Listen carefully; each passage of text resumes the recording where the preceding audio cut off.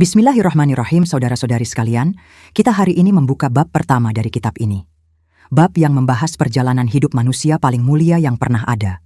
Dari hari pertama beliau hadir di dunia, sampai hari beliau meninggalkannya. Sebelum kita masuk ke teks, satu hal perlu kita pahami dulu. Kitab ini bukan sekadar buku sejarah biasa. Ini adalah catatan yang ditulis dengan penuh ketelitian dan kecintaan oleh para ulama. Setiap detail yang disebutkan ada alasannya. Jadi mari kita ikuti pelan-pelan.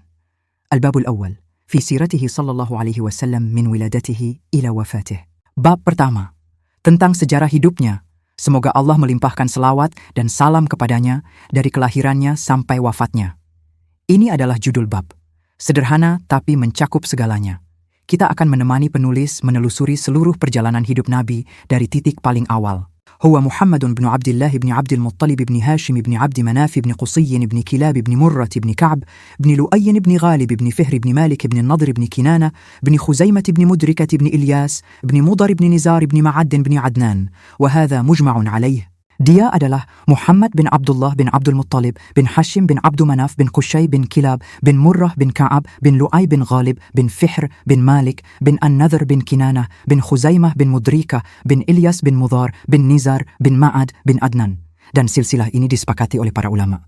21 nama dari Muhammad sampai Adnan. Di Arab kuno, nasab itu adalah identitas total seseorang. Dan silsilah ini, dari Muhammad sampai Adnan, statusnya mujma'un alaih, disepakati, tidak ada perdebatan di kalangan ulama. Ini adalah fondasi yang kokoh.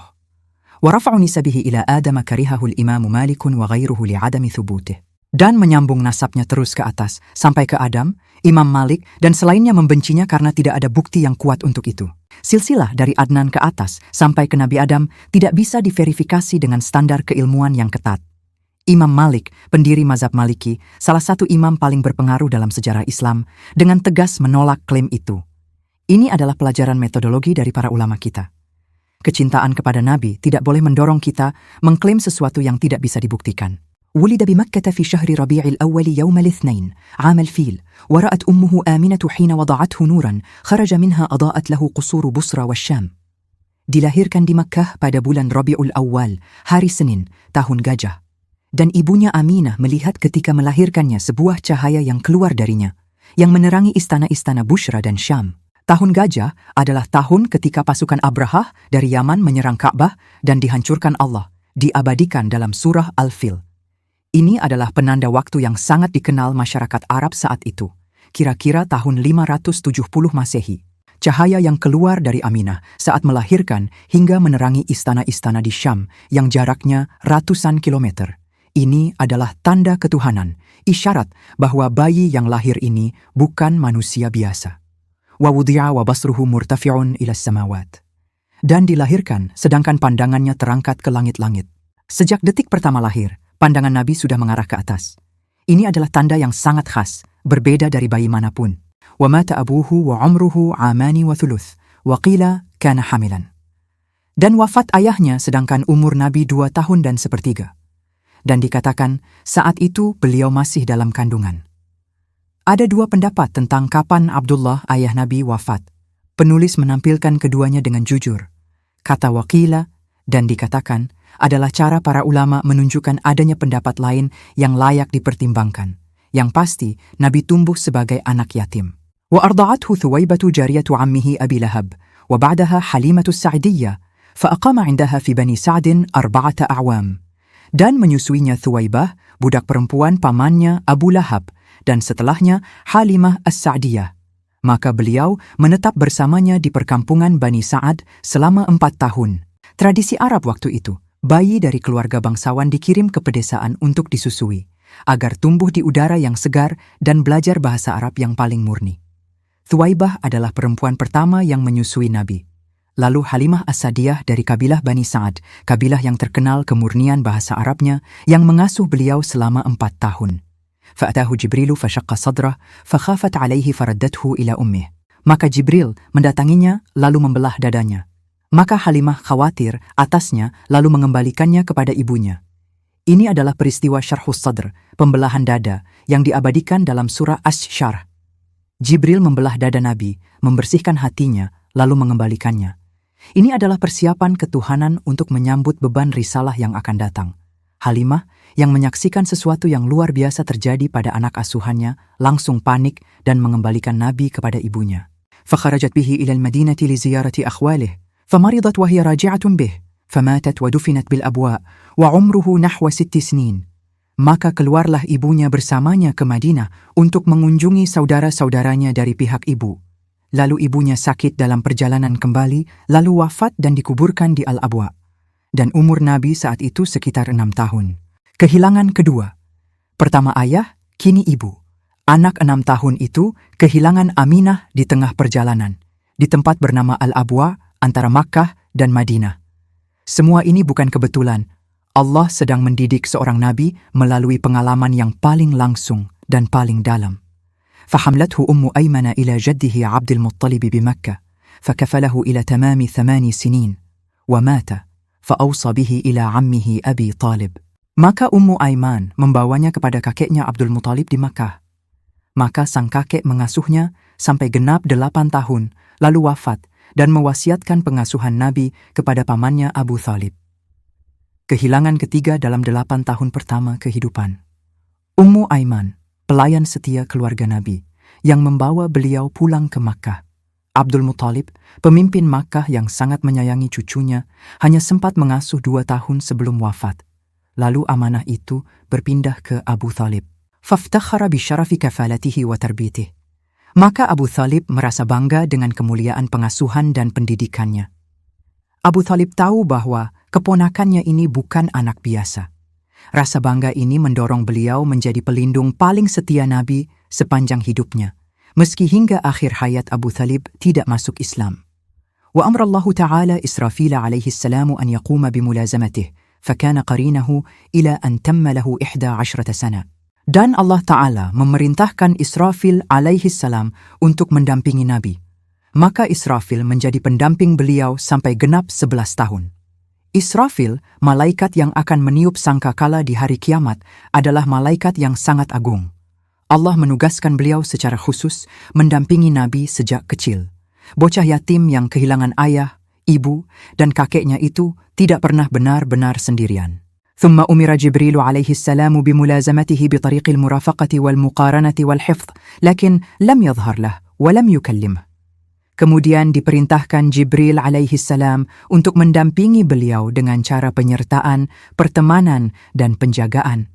Akan tetapi, Jibril tidak menampakkan diri kepadanya dan tidak berbicara kepadanya. 3 kata yang dipakai penulis, al-murafaqah, penyertaan, al-muqarnatu, pertemanan yang dekat, al-hifz, penjagaan, masing-masing punya nuansa berbeda dan disebutkan sekaligus untuk menggambarkan betapa totalnya pendampingan Jibril. Tapi Jibril belum menampakkan diri dan belum berbicara. Ini adalah fase persiapan yang diam.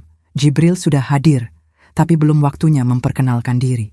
وسافر مع عمه إلى الشام حتى وصل بصرى فرآه بحير الراهب فرأى منه علامات النبوة فقال لعمه ارجع به لئلا تقتله اليهود. Dan beliau bepergian bersama pamannya ke Syam hingga sampai di Bushra. Maka Bahira sang pendeta melihatnya dan melihat padanya tanda-tanda kenabian. Maka dia berkata kepada pamannya, kembalilah bersamanya agar kaum Yahudi tidak membunuhnya. Wa kana umruhu 12 sana. Dan umurnya saat itu 12 tahun. Bahira adalah pendeta Nasrani yang sangat alim, hafal deskripsi Nabi yang akan datang dari kitab-kitab suci terdahulu. Ketika rombongan dagang Abu Thalib lewat, Bahira mengenali tanda-tanda kenabian pada Muhammad yang berusia 12 tahun itu. Ini adalah pengakuan dari luar Islam, sebelum wahyu turun satupun bahwa Muhammad adalah nabi yang dijanjikan. ثم سافر إلى الشام مع ميسرة في تجارة لخديجة فباع واشترى ورأى منه ميسرة العجائب وما خص به من المواهب فأخبر خديجة فخطبته فتزوجها وهو ابن 25 وهي بنت 40. Kemudian beliau bepergian ke Syam bersama Maisarah dalam urusan dagang milik Khadijah. Beliau menjual dan membeli, dan Maisarah melihat darinya keajaiban-keajaiban dan karunia-karunia yang dikhususkan baginya. Maka Maisarah mengabari Khadijah, lalu Khadijah melamarnya. Maka beliau menikahinya sedangkan beliau berumur 25 tahun dan Khadijah berumur 40 tahun. Khadijah adalah pengusaha sukses yang cerdas. Setelah mendengar laporan Maisarah tentang keajaiban-keajaiban yang disaksikan selama perjalanan bersama Muhammad, Khadijah mengambil inisiatif melamar. Pernikahan ini melahirkan pasangan paling bersejarah dalam sejarah manusia. Khadijah adalah orang pertama beriman kepada Nabi dan pendukung utamanya sepanjang hayat. Wasara yud'a bil amin. فلما تم له 35 سنة بنت قريش البيت فاختلفوا في من يضع الحجر محله وتنازعوا ثم رضوا بأنه الذي يضعه فوضعه بيده.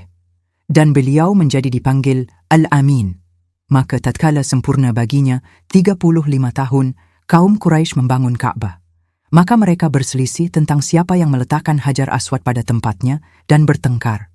Kemudian mereka ridha bahwasanya dialah yang meletakkannya. Maka beliau meletakkannya dengan tangannya. Al-Amin, yang terpercaya, adalah gelar yang diberikan seluruh masyarakat Makkah, bukan oleh keluarganya. Di kota dagang yang penuh persaingan, Nabi dikenal sebagai satu-satunya yang tidak pernah berbohong dan tidak pernah mengkhianati amanah. Gelar itu terbukti dalam momen kritis, ketika Hajar Aswad harus diletakkan kembali setelah pembangunan Ka'bah. Setiap kabilah ingin mendapat kehormatan itu dan nyaris saling bunuh. Lalu mereka sepakat menyerahkan keputusan kepada orang pertama yang masuk dari pintu tertentu. Yang masuk adalah Muhammad. Semua langsung lega. Nabi meminta kain besar, meletakkan Hajar Aswad di tengahnya, mempersilakan perwakilan setiap kabilah memegang sudut kain dan mengangkat bersama-sama, lalu beliau sendiri yang meletakkannya. Semua kabilah mendapat kehormatan, tidak ada yang merasa kalah. Wasara min yawma'idhin yasma'u sautan ahyanan wala yara syakhsan, thumma sara yara nuran. Dan beliau menjadi sejak hari itu kadang-kadang mendengar suara namun tidak melihat sosok. Kemudian beliau menjadi melihat cahaya. Ini adalah gejala-gejala awal menjelang wahyu. Suara tanpa sumber yang terlihat, lalu cahaya yang mulai tampak. Ini bukan halusinasi. Ini adalah persiapan jiwa dan raga menyambut sesuatu yang jauh lebih besar. Walamma qarubat ayyamul wahyi, ahabbal khulwata wal infirad, fakana yakhtali fi jabal Hira bidzikr. Dan tatkala dekat hari-hari wahyu, beliau menyukai kesendirian dan menyendiri. Maka beliau menyendiri di Gunung Hira dengan berzikir. Gunung Hira, yang kini dikenal sebagai Jabal An-Nur, adalah tempat Nabi mengasingkan diri berhari-hari dengan membawa bekal secukupnya. Kata berzikir dengan berzikir, ini disebut secara khusus oleh penulis dan segera akan dijelaskan kenapa ini penting. وَزَعَمُوا أَنَّهُ كَانَ بِالْفِكْرِ لَا الْتِفَاتَ إِلَيْهِ لِأَنَّ خُلْوَةَ طُلَّابِ طَرِيقِ الْحَقِّ عَلَى أَنْوَاعٍ. Dan anggapan bahwa beliau dulu dihira dengan berpikir, anggapan itu tidak perlu digubris. Karena khalwat para pencari jalan kebenaran itu ada beberapa macam. Kata za'ama dalam bahasa Arab klasik digunakan untuk klaim yang perlu dikritisi. Penulis menolak pandangan bahwa aktivitas Nabi di Gua Hira adalah kontemplasi intelektual seperti seorang filsuf yang berpikir keras. Bukan itu. Dan sekarang penulis menjelaskan kenapa dengan membagi jenis-jenis khalwat. الأول أن تكون لطلب مزيد علم من الحق لا بطريق النظر والفكر، وهذا غاية مقاصد أهل الحق، لأن من خاطب في خلوته كونا من الأكوان أو فكر فيه فليس في خلوة. Pertama, khalwat untuk mencari tambahan ilmu dari al-haq, Allah, bukan dengan jalan penalaran dan pemikiran. Dan ini adalah puncak tujuan para ahli kebenaran. Karena barang siapa yang mengajak bicara dalam kesendiriannya akan suatu makhluk atau berpikir padanya, maka dia tidak berada dalam khalwat sejati. Khalwat jenis pertama ini adalah menyendiri bukan untuk berpikir atau menganalisis, tapi membuka diri sepenuhnya kepada Allah untuk menerima ilmu langsung darinya. Dan syaratnya ketat, jika dalam kesendirianmu masih ada ruang untuk memikirkan makhluk, urusan apapun selain Allah, maka itu bukan khalwat sejati. Qala rajulun li ba'd al-akabir, idhkurni 'inda rabbika fi khalutik, faqal, idza dzakartuka falastu ma'ahu fi khalwah. Seorang lelaki berkata kepada sebagian orang alim besar, sebutlah aku di sisi Tuhanmu dalam kesendirianmu. Maka sang alim berkata, jika aku menyebutmu, maka aku tidak sedang bersamanya dalam khalwat. Jawaban yang sangat dalam. Bukan sang alim tidak mau mendoakan, tapi dalam khalwat sejati tidak ada celah untuk yang lain selain Allah. Satu-satunya yang ada adalah Allah. Wa syartu hadhihi al-khalwati an yadhkura bi nafsihi wa ruhihi la bi nafsihi wa lisanihi. Dan syarat khalwat ini adalah berzikir dengan jiwanya dan ruhnya, bukan dengan nafsunya dan lisannya. Ada dua tingkatan zikir. Pertama, zikir lisan. Bibir bergerak, tapi pikiran di tempat lain. Kedua, zikir dengan jiwa dan ruh, seluruh keberadaan hadir dan tertuju kepada Allah. Yang dimaksud dalam khalwat jenis pertama ini adalah yang kedua. Al-thani, an takuna khalutuhum li safa'il fikri li yasihha nadhruhum fi talabil ma'lumat. وهذه لقوم يطلبون العلم من ميزان العقل. Kedua, Khalwat untuk kejernihan pemikiran agar pandangan mereka benar dalam mencari pengetahuan. Dan ini bagi kaum yang mencari ilmu dari timbangan akal. Jenis kedua ini adalah menyendiri ala para ilmuwan dan filsuf. Menyingkir dari keramaian agar akal bisa bekerja optimal. Ini baik, tapi bukan yang tertinggi dan bukan yang dilakukan Nabi di Gua Hira. وَذَلِكَ الْمِيزَانُ فِي غَايَةِ اللَّطَافَةِ وَهُوَ بِأَدْنَى هَوًى يَخْرُجُ عَنِ الِاسْتِقَامَةِ وَطُلَّابُ طَرِيقِ الْحَقِّ لَا يَدْخُلُونَ هَذِهِ الْخَلْوَةِ بَلْ خَلُوتُهُم بِالذِّكْرِ وَلَيْسَ لِلْفِكْرِ عَلَيْهِمْ سُلْطَانٌ. Dan timbangan akal itu sangat halus dan mudah goyah dengan hawa nafsu sekecil apapun ia keluar dari kelurusan. Dan para pencari jalan kebenaran tidak masuk ke dalam khalwat ini. Bahkan khalwat mereka adalah dengan zikir, dan pemikiran tidak punya kuasa atas mereka. Akal manusia sangat rentan terhadap hawa nafsu. Keinginan pribadi sekecil apapun yang menyusup ke dalam proses berpikir sudah bisa membelokkan hasilnya. Itulah kenapa para pencari kebenaran sejati tidak mengandalkan khalwat jenis kedua. ومهما وجد الفكر طريقا إلى صاحب هذه الخلوة فليعلم أنه ليس من أهلها فيخرج منها وأنه ليس من أهل العلم الصحيح الإلهي. Dan sekiranya pemikiran menemukan jalan kepada pelaku khalwat ini, maka hendaknya dia tahu bahwa dia bukan dari ahlinya lalu keluar darinya, dan bahwa dia bukan dari ahli ilmu ketuhanan yang benar. Standar yang tinggi dan jujur. Kalau dalam khalwat tingkat pertama kamu masih kebobolan oleh pikiran-pikiran lain, itu tanda kamu belum sampai pada level itu. Kenali posisimu. إذ لو كان من أهله حالة العناية الإلهية بينه وبين دوران رأسه بالفكر. Karena jika dia termasuk ahlinya, niscaya al-inayatul ilahiyah, pertolongan Allah, akan menghalangi antara dia dan berputarnya kepalanya dengan pemikiran. Kalau seseorang benar-benar sudah berada di level khalwat tertinggi, Allah sendiri yang menjaga pikirannya agar tidak terganggu. Ini bukan sesuatu yang bisa diusahakan sendiri. Ini adalah anugerah. الثالث خلوة لدفع الوحشة من مخالطة غير الجنس والشغل بما لا يعني. Ketiga, menyendiri untuk menolak rasa tidak nyaman dari bergaul dengan orang-orang yang tidak sefrekuensi dan sibuk dengan hal-hal yang tidak berguna. Jenis ini sangat familiar, menyingkir dari pergaulan yang tidak bermakna dan obrolan yang membuang waktu. Ini bukan yang tertinggi, tapi ada nilainya. الرابع خلوة لطلب زيادة توجد فيها. Keempat, menyendiri untuk mencari tambahan yang ditemukan di dalamnya. Menyendiri karena ada sesuatu yang bisa didapatkan dalam kesendirian itu, ketenangan, energi baru, atau pemulihan. Ini juga baik, tapi posisinya lebih rendah dari jenis pertama. Setelah 4 jenis khalwat dijelaskan, penulis kitab sekarang menetapkan posisi khalwat Nabi, wa khulwatu hadrati risalati minan naw'il awal, fakana ba'idan minal mukhalatati hatta minal ahli wal mal. Dan khalwat hadratul risalah, Nabi Muhammad adalah dari jenis yang pertama. Maka beliau jauh dari pergaulan-pergaulan, bahkan dari keluarga dan harta. Tegas dan jelas, khalwat Nabi di Gua Hira bukan kontemplasi intelektual. Ini adalah menyendiri bersama Allah di level tertinggi. Dan kedalaman khalwat itu ditunjukkan dengan fakta bahwa beliau mengambil jarak bahkan dari Khadijah yang beliau cintai dan dari urusan perniagaan. Wastaghraqa fi bahril afkaril qalbiyah, fanqata'a 'anil adad bil kulliyah. Dan beliau tenggelam dalam lautan al-afkarul qalbiyah, pemikiran-pemikiran hati, maka beliau terputus dari segala urusan duniawi secara totalitas. Al-afkarul qalbiyah itu bukan pemikiran akal, ini adalah gerak batin yang sangat dalam, getaran jiwa dalam kehadiran Allah, dan hasilnya adalah pemutusan total dari segala urusan duniawi. Wa dhahara lahu minal unsi wal jalwa, bitadhakkuri man lahul khalwa, wa lam yazal fi dhalikal uns. Dan nampaklah bagi beliau al-uns, keakraban dengan Allah, dan al-jalwa, kejelasan dan tersingkapnya sesuatu dengan berzikir kepada zat yang baginya penyendirian itu. Dan beliau senantiasa berada dalam ketenangan tersebut. Dua kata yang indah dan berbeda nuansanya. Al-uns adalah rasa dekat dan tenang bersama Allah. Al-jalwa adalah tersingkapnya sesuatu, kejernihan pandangan batin. Keduanya hadir sekaligus semakin kuat, semakin dalam beliau berzikir.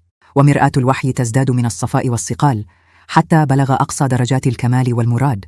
Dan mir'atul wahyi, cermin wahyu, semakin bertambah dari kejernihan dan kilauan, hingga beliau mencapai puncak derajat kesempurnaan dan yang dimaksudkan. Metafora yang sangat indah. Hati Nabi digambarkan sebagai cermin. Wahyu adalah cahaya.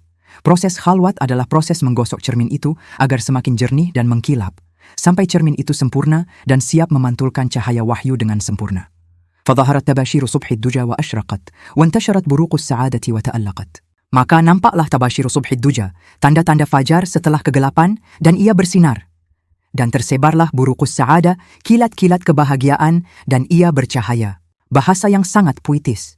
Penulis menggambarkan datangnya wahyu seperti fajar yang muncul setelah malam panjang yang gelap.